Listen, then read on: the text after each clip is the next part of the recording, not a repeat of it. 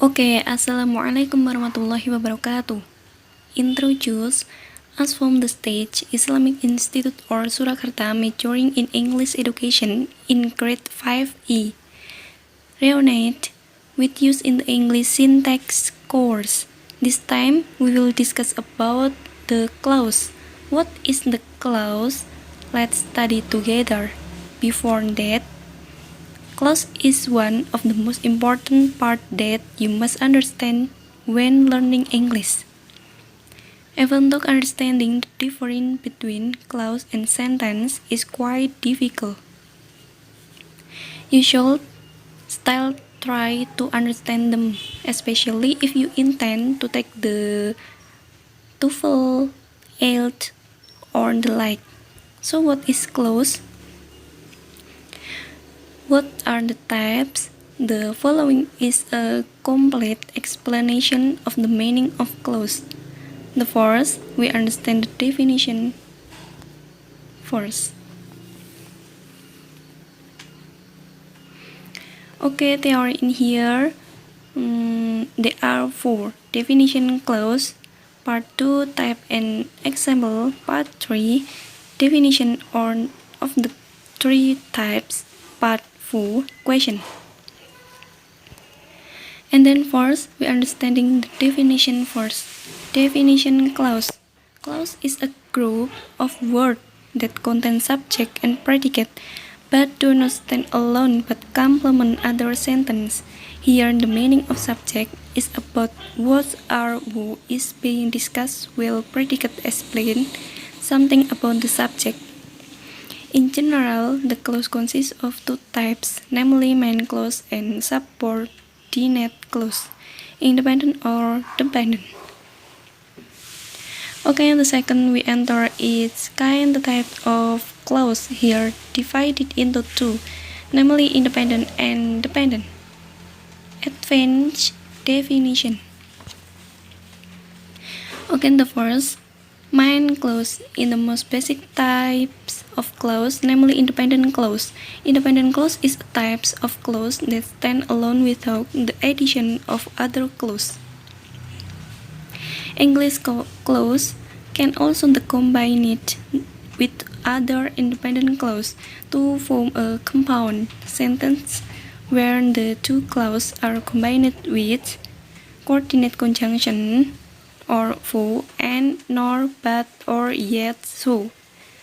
And then only semicolon, or adverbial conjunction, or however, rather, therefore, et.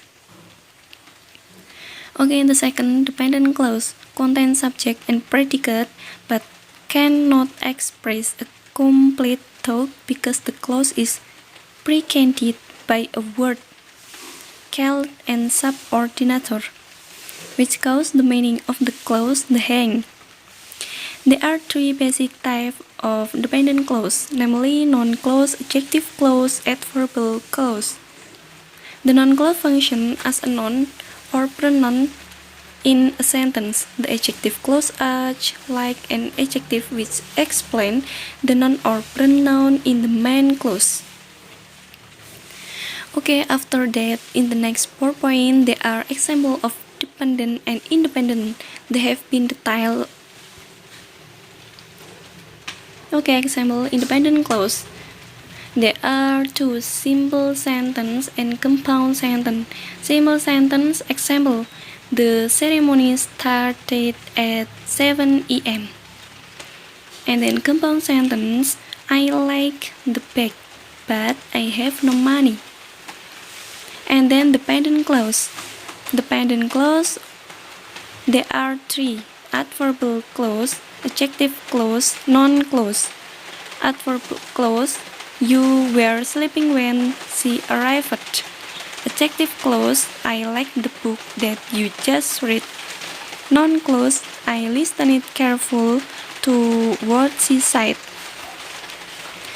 Okay, and the definition of the dependent type is in the next 4 points, namely noun clause, adjective clause, and adverb clause.